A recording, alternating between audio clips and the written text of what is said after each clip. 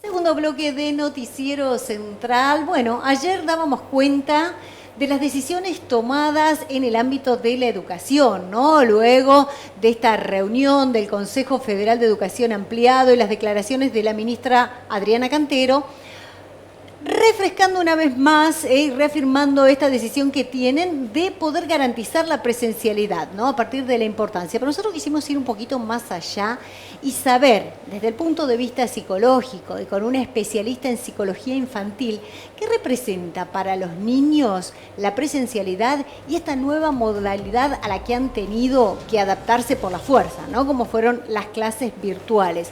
Beneficios, perjuicios, y por eso ha venido a visitarnos la licenciada Selene Rivas. ¿Cómo va? Muchísimas gracias por este tiempo. Hola, ¿qué tal? Buenas noches. Bueno, ¿cómo ves todo esto con los niños? ¿Cómo lo están viviendo? ¿Son más los beneficios que los perjuicios o viceversa? En realidad, considero que la presencialidad era necesaria. Pasamos durante todo el 2020 por esta nueva modalidad de educación que fue forzosa, que tuvo que ver con esta educación virtual y que nos encontramos con un sistema educativo que no estaba preparado para garantizar el acceso a todos los ciudadanos del país. Más allá de que tiene que ver por ahí toda la cuestión de educación, depende de cada provincia, nos encontramos que en la generalidad del país el sistema no estaba preparado para dar respuesta a eso.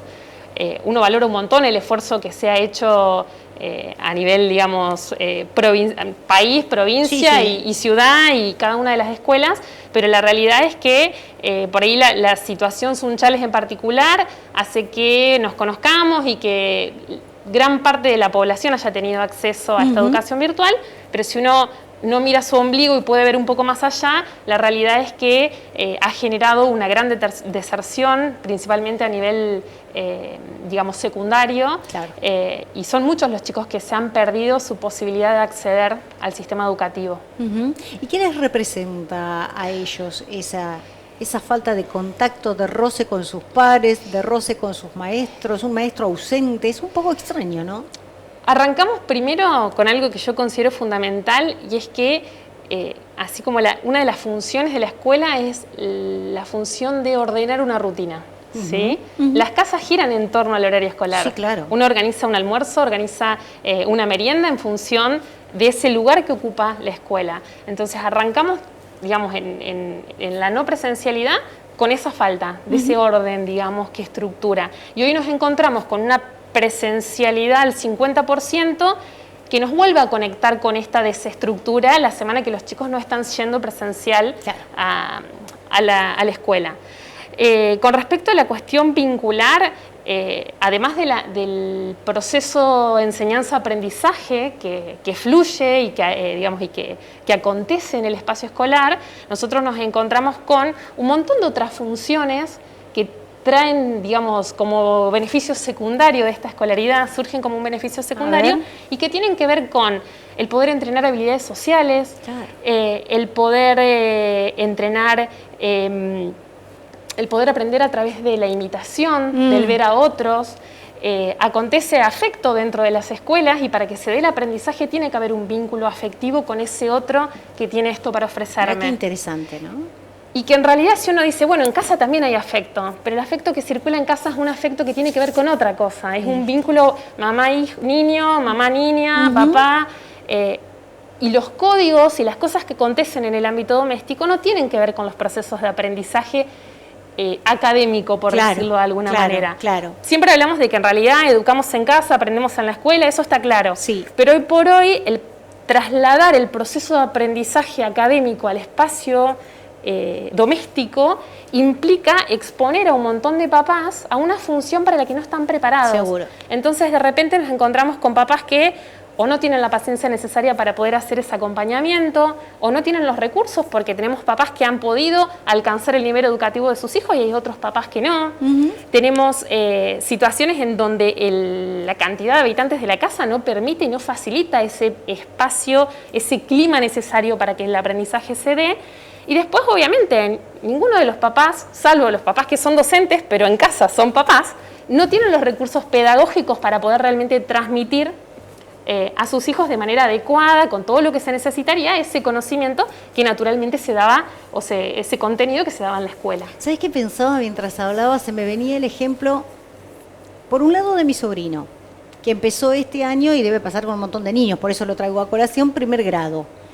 Y que la salita de 5, o lo que llamábamos el preescolar antes, no lo hizo, porque realmente no asistió. Y de pronto el primer día me contaba cosas respecto a la clase de educación física y yo lo veía como desubicado en cuanto a que él no sabía o no había sabido cómo enfrentar determinadas situaciones. Y pensaba en esto que vos señalabas, cómo se aprende de la conexión, del vínculo, del roce, ¿no? Cómo se aprende de eso, porque justamente, y además tiene que ver con la clase de educación física, donde hay más contacto, donde hay más roce. Y por otro lado también pensaba en los chicos que están empezando la universidad, ese mundo nuevo y haciéndolo a distancia, ¿no? Los dos extremos. Que si bien uno piensa en la universidad y uno dice, bueno, es una elección, es una decisión, hay carreras que se dictan de manera virtual y tienen buenos resultados, o sea, los títulos obtenidos o las personas que obtienen estos títulos pueden ser muy buenos profesionales, por más que la carrera sea virtual. Pero si nosotros lo trasladamos a la primera infancia, la realidad es que no es un proceso que uno pueda hacer solo, la virtualidad. Sí o sí necesitas de un adulto que esté acompañando el proceso.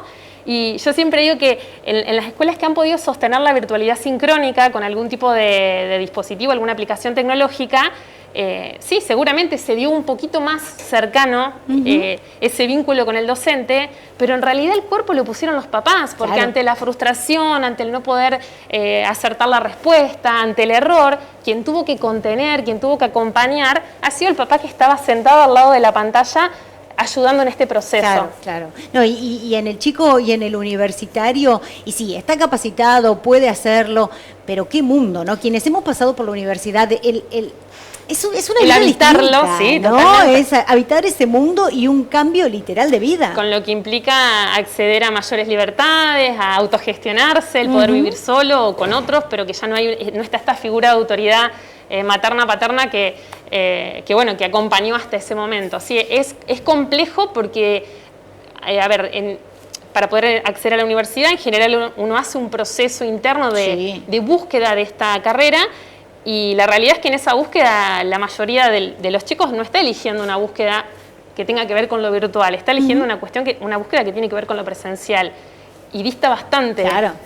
Selena, en realidad no sé si preguntarte esto, no es que no sé si, pero no sé cómo preguntártelo porque no sé si vas a tener respuesta. ¿Cuánto puede aguantar un chico, un estudiante en este sistema? Quiero decir, no sé qué va a pasar este año, no sé si se va a seguir así o no, pero en todo caso, a lo mejor un año se pudo.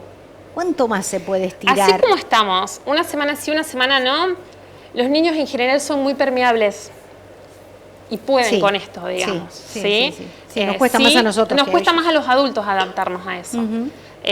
Yo creo que si podemos sostener la virtualidad, esta alternancia de una semana sí, una semana no, es más de lo que pasó, digamos, es más de lo que logramos el año pasado. Bien.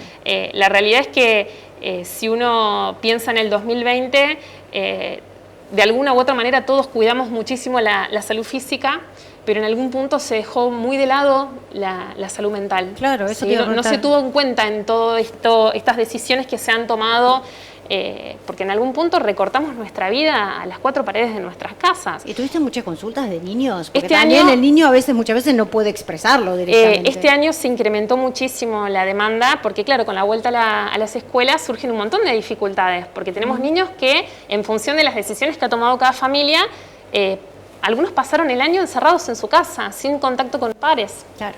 Entonces, se ha incrementado un montón la consulta. A veces simplemente de papás, yo trabajo mucho con papás, digamos. No necesariamente con los niños, sino orientando y trabajando un poco algunas cuestiones del manejo cotidiano. Y hay mucha demanda por esto, de cómo trabajar la reinserción, cómo estimularlos para que se animen a salir. Aparece mucha ansiedad, muchos nervios al momento de exponerse, digamos. Ojalá este año, sea lo más leve posible, ¿no? Y no tengamos que volver al encierro que tanta angustia ha causado en grandes y en chicos. Y al menos mantener este sistema, como vos decías. Y en algún punto sigamos cuidando la salud física, por supuesto, pero empecemos a valorar la importancia que tiene también cuidar la salud mental. Hoy por hoy las escuelas son lugares cuidados, ¿sí? Con protocolos, y que si bien no fluyen y no circula todo como circulaba naturalmente dentro del ámbito escolar, por lo menos los chicos tienen garantizado ese lugar cuidado para intercambiar. Selene, clarísimo, muchísimas gracias, nos ayuda muchísimo charlar contigo. Gracias a vos.